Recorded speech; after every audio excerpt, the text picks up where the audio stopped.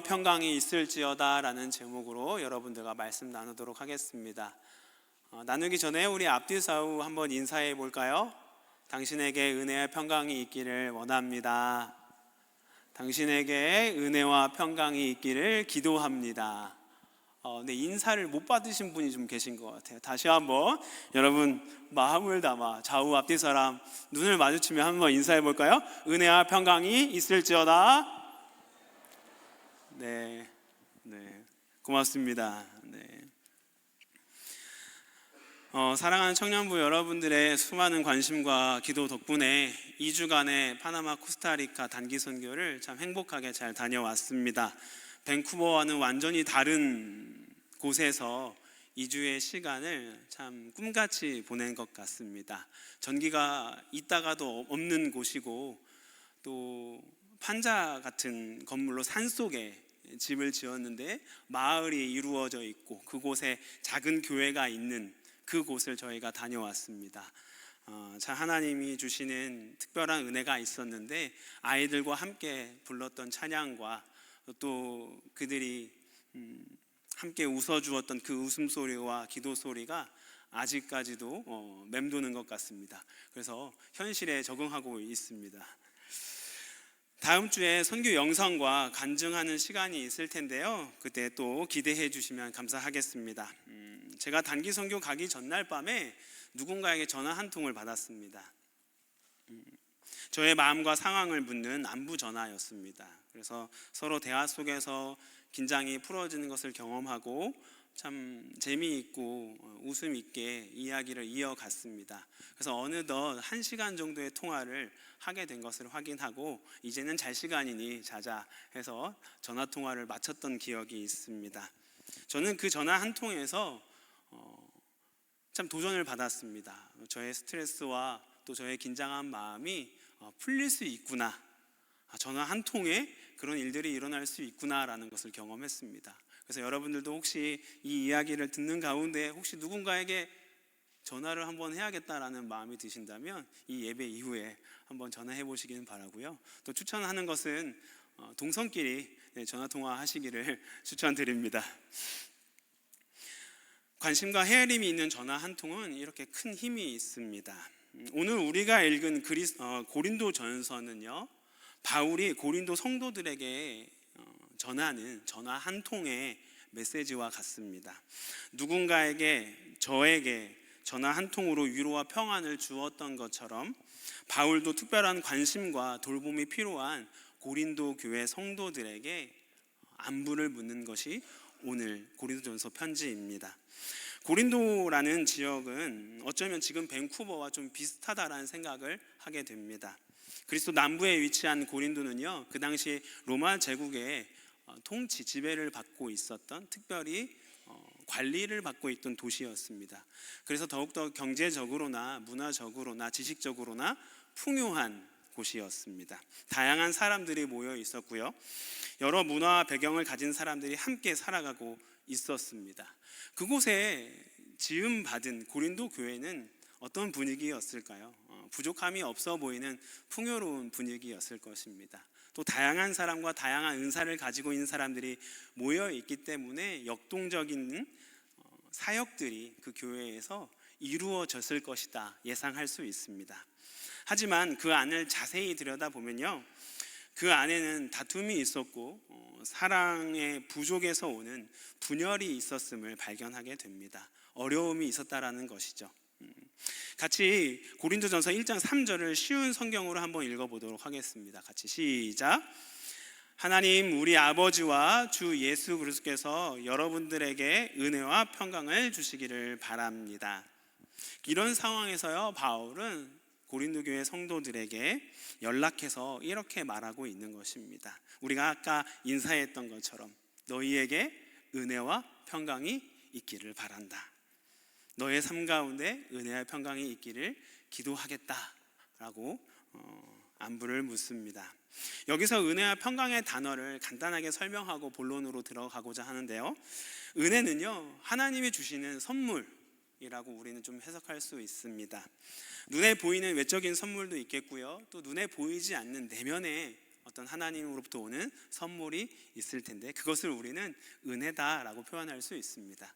뿐만 아니라 평강은 그 선물로 인해서 우리의 마음이 채워지는 위로, 그 위로 속에서 오는 안전함, 이것을 우리는 평강이라고 말할 수 있는데 이것을 히브리어로 샬롬이라고 표현합니다.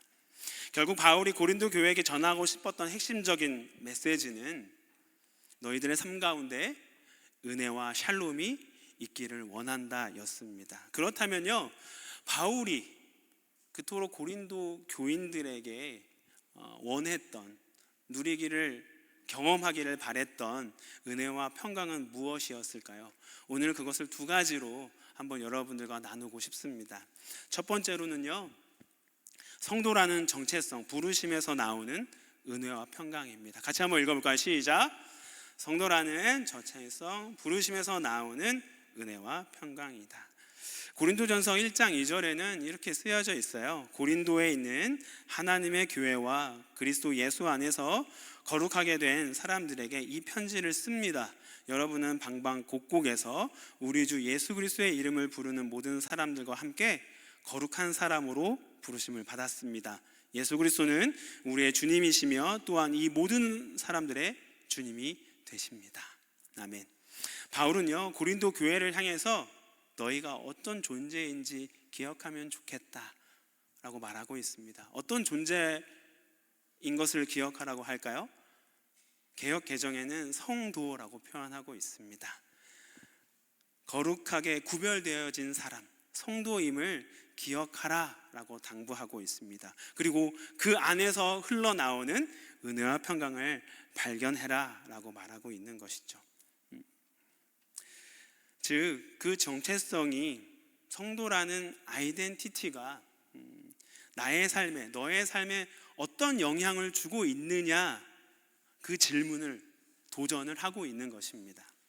여러분, 바울이 말하는 성도의 정체성, 아이덴티티는 무엇이 있을까요? 오늘 본문을 통해서 좀 볼 수 있는 것은요, 먼저는 하나님께 속한 사람이라는 사실을 믿고 고백하는 것입니다. 고린도전서 1장 2절의 초반 부분에는 고린도에 있는 하나님의 교회와 그리스도 예수 안에서 라고 말하고 있습니다. 이것을 통해서요, 우리는 하나님께 속한 사람이다라는 것을 알 수 있습니다. 여러분들은 지금 어디에 속한 사람이십니까? 하나님께 속한 사람입니다. 내 인생의 주인이 더 이상 내가 아니다라는 것입니다. 하나님이심을 인정하고 그분 안에 거하는 삶, 그것을 정말로 믿는 것이 성도인 것입니다. 물론 우리는 너무 자아가 강하고 열정이 많이 있습니다. 그래서 내 욕심이 앞설 때가 있고 하나님보다는 내 생각을 먼저 우선시 둘 때가 참 많이 있습니다. 그럼에도 불구하고 성도는요, 결국 다시 하나님 앞에 나아가는 것입니다. 나는 주님께 속했습니다 라는 믿음의 고백과 함께 말입니다. 그리고 성도는요, 어떤 아이덴티티가 있냐면 주인이신 하나님이 거룩하시기에 나의 삶의 기준도 거룩이어야 된다라는 것을 고백하는 사람입니다. 고린도에 있는 하나님의 교회와 그리스도 예수 안에서 거룩하게 된 사람들이다라고 고린도전서 1장 2절에는 표현하고 있는데요, 그러나 우리는 넘어질 때가 참 많이 있습니다. 거룩이란 단어와 아예 그것조차 생각하지 못하고 살아갈 때가 참 많이 있습니다. 하지만 성도는 그렇다고 해서 포기하지 않습니다. 날마다 다시 하나님께 돌이키며 세상의 방식이 아니라 십자가의 방식을 고민하는 삶인 것입니다. 이것이 거룩을 추구하는 삶의 핵심입니다. 거룩에 대해서 좀 더 묵상하고자 하시는 분들은요, 다음 주 예배에 꼭 나오시기를 바랍니다. 다음 주 요셉 목사님 메시지의 핵심이요, 거룩 이야기입니다. 뿐만 아니라 혹시 조금 더 알기를 원하시는 분들은요, 2025년 9월 7일에 제가 설교했던 사랑이 깊어지려면 이라는 설교를 좀 들어보시기를 바랍니다. 거기서 거룩에 대해서 조금 더 깊게 다룰 수 있습니다. 여러분, 뿐만 아니라 하나만 더 말씀드리냐면 성도의 어떤 아이덴티티가 있을까? 성도는요, 혼자 살도록 부름받은 사람이 아니라 이웃과 세상을 위해 함께 공동체를 이루도록 부름받았다는 것을 아는 사람입니다. 성도의 신앙은 나만의 신앙으로 끝날 수가 없습니다. 우리는 그리스도 안에서 함께 하나 되도록 부름받은 존재들입니다. 그래서 어떻게 하면 공동체와 어떻게 하면 내가 속한 학교와 직업, 더 나아가서 어떻게 하면 이 세상을 하나님 보시기에 아름답게 하는데 내가 도움을 줄 수 있을까 고민하는 것입니다. 성도의 아이덴티티가 가지고 있는 사람들만이 할 수 있는 고민입니다. 바울이 고린도 교회에게 말하고 싶었던 성도의 정체성은요, 하나님을 주인으로 인정하는 것, 거룩의 길로 부름받았다는 사실을 기억하고 내 삶에 거룩이라는 단어를 계속적으로 연결 지으려고 노력하는 것 뿐만 아니라 내가 속한 공동체와 이 세상에서 어떻게 하나님 보시기에 아름다운 곳으로 만들 수 있을까 고민하는 것, 이것이 성도의 아이덴티티입니다.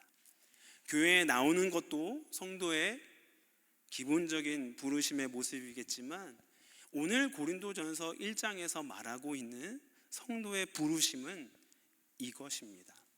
여러분, 우리가 이 정체성이 어떤 은혜와 평강으로 이어질까? 우리는 여기까지 고민해야 합니다.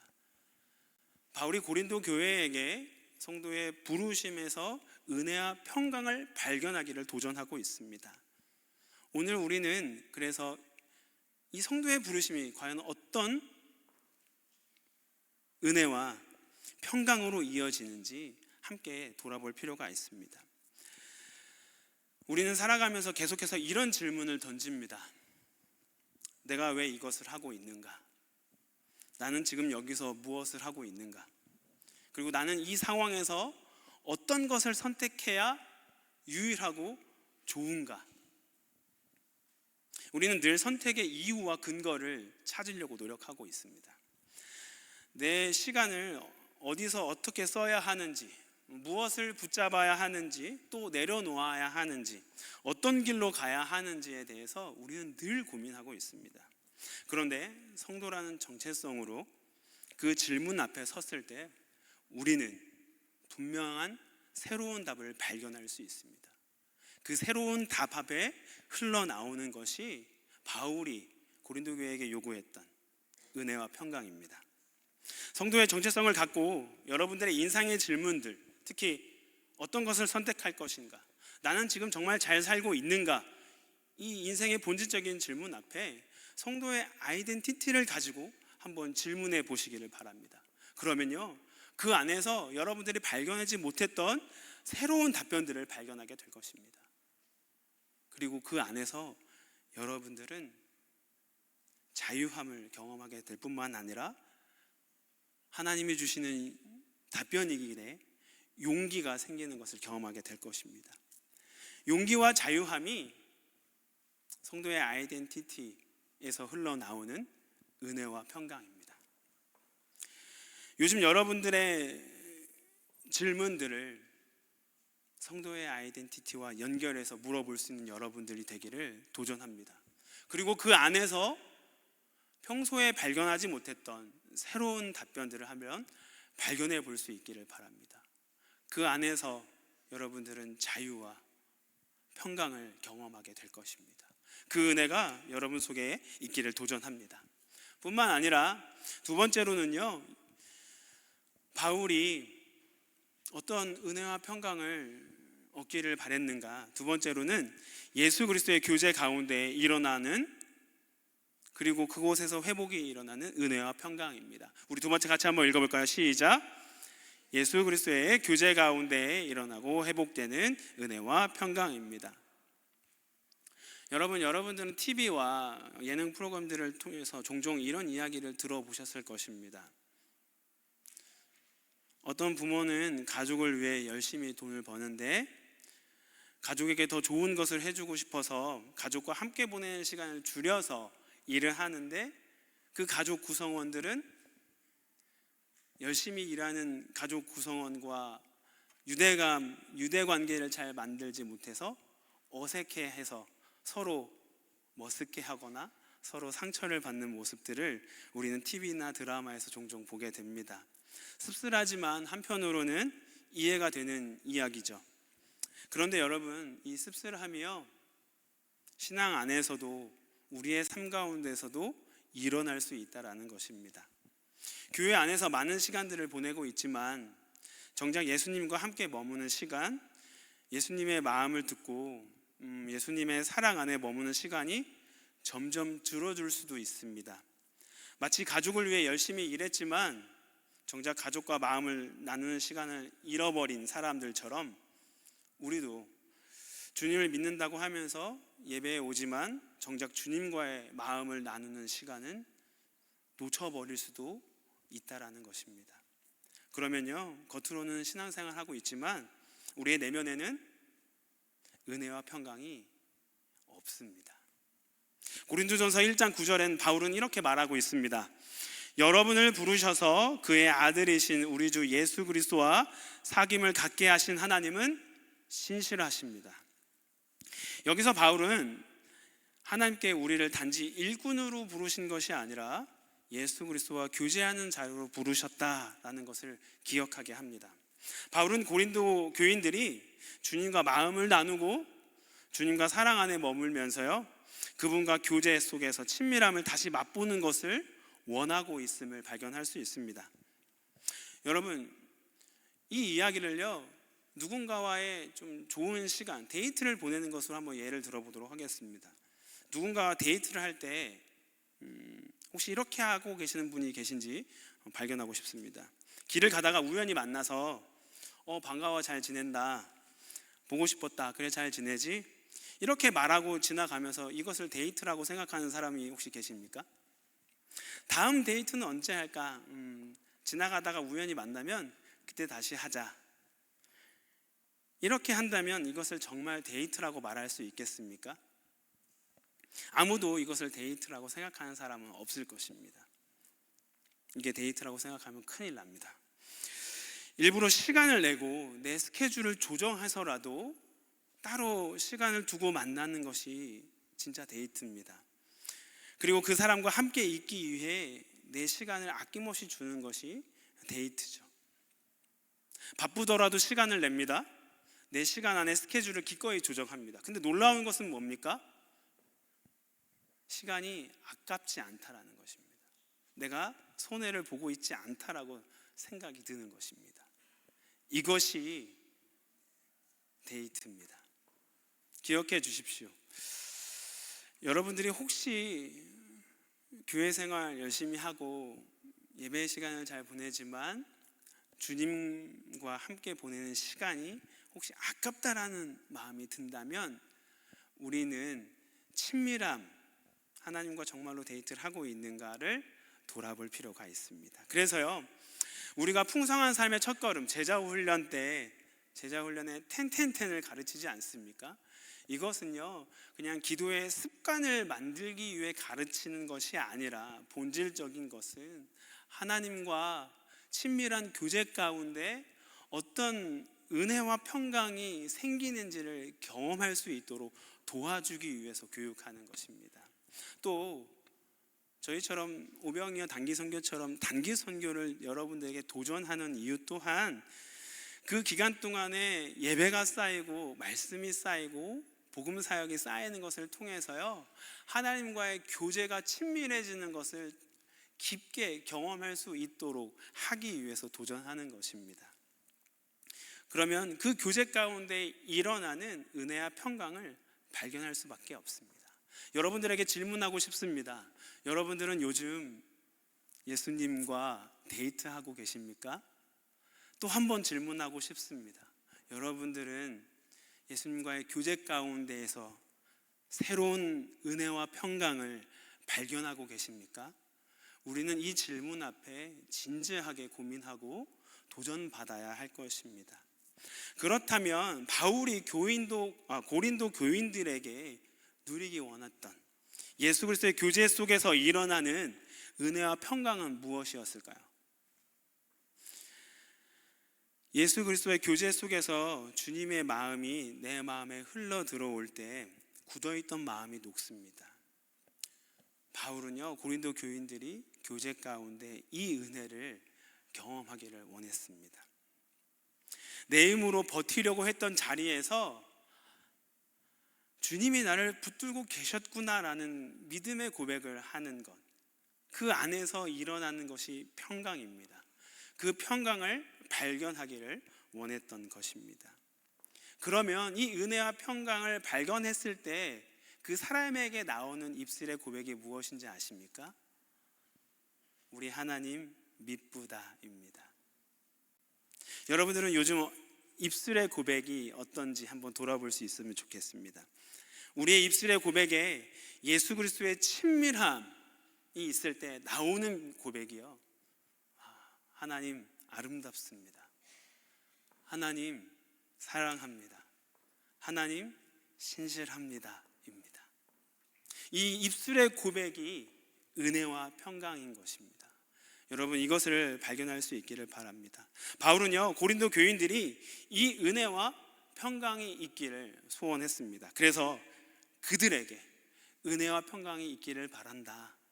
은혜와 평강이 있으려면 예수 그리스도와의 교제 속에서 들어가야 한다라고 이야기하는 것입니다. 이 믿음의 고백이 여러분들의 입술의 고백이 되기를 소원합니다. 바울이 원했던 은혜와 평강, 그 은혜와 평강이 여러분들의 삶 속에 일어나기를 도전합니다. 결론을 맺으려고 합니다. 여러분, 사랑하는 삼성의 청년 여러분, 우리는 주님 안에서 성도라는 정체성을 붙들고 살아가야 합니다. 예수 그리스도의 교제 가운데 은혜와 평강이 무엇인지 입술의 고백이 변화되는 것을 경험해야 합니다. 혹시 아직 이 은혜, 이 평강이 전혀 공감이 되지 않거나 어떤 말인지 정말 모르겠다, 그러면 여러분 진지하게 고민할 수 있기를 바랍니다. 그리고 주변의 리더들과 우리 목회자분들에게 찾아오셔서 대화를 시도해 주시기를 부탁드립니다. 정말로 인생에 있어서 중요한 부분입니다. 또 이미 알고 있었지만 이것이 너무 낯설게 여러분들에게 다가오고 있다면 여러분 정말로 하나님 앞에 은혜와 평강을 구하실 수 있기를 바랍니다. 여러분들의 마음이 나도 모르게 이 세상 속에서 메말라 가고 있다라는 증거이기 때문에 그렇습니다. 여러분, 이 은혜와 평강 속에서 살아간다면 어떤 일들이 일어날까요? 어떤 변화가 일어날까요? 우리는 거기까지 한번 고민해 보기를 바랍니다. 바울이 고린도 교회에게 정체성을 가지고 살아가라, 예수 그리스도의 교제 가운데에서 살아가라, 그 안에서 은혜와 평강을 발견하라 라고 했습니다. 이것이 그 고린도 교회의 문제 해결의 핵심이라고 제가 초반부에 이야기 드렸습니다. 왜 이것이 핵심일까요? 그것은 이 은혜와 평강이 있어야 비로소 변화되는 것들이 일어나기 때문에 그렇습니다. 그것이 뭐냐면, 이렇게 하면 내가 무엇을 얻을까 보다 하나님이 이렇게 하면 기뻐하실까?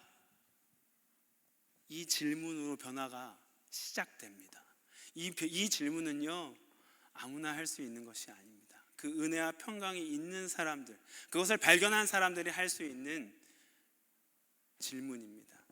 뿐만 아니라 환대와 너그러움이 내 삶에 정말로 흘러가기, 그 변화가 시작됩니다. 제가 이번 단기 선교 마지막 날에 텍사스 달라스에서 레이오버를 하게 되었습니다. 근데 그때 큰 나무 교회라는 곳을 좀 접하게 됐습니다.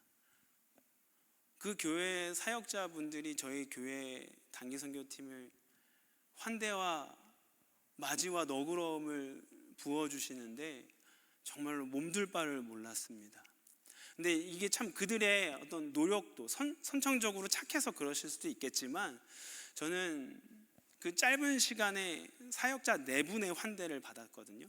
근데 그걸 보면서 이 교회는 정말로 은혜와 평강 속에서 여유와 너그러움이 무엇인지를 발견하고 삶에서 그 변화를 경험하고 있구나라는 것을 묵상하게 되었습니다. 그리고 도전받게 되었습니다.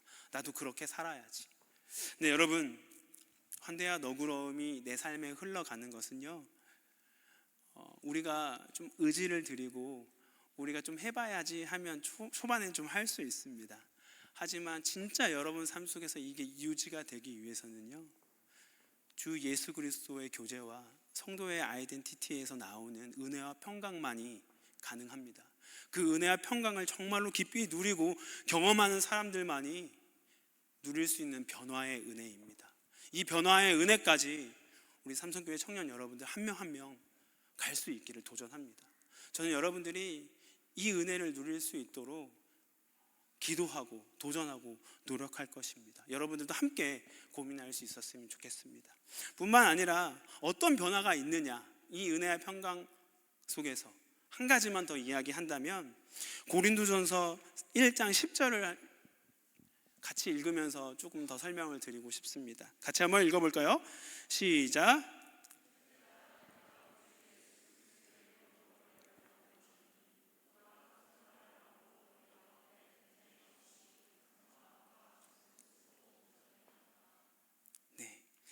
이것이 어떤 의미인가는 이제 GBS 때 조금 더 다룰 것입니다. 그래서 구체적인 설명을 드리진 않지만 공동체와 세상과의 건강한 화합을 위해 신경 써라가 이 고린도전서 1장 10절의 내용입니다.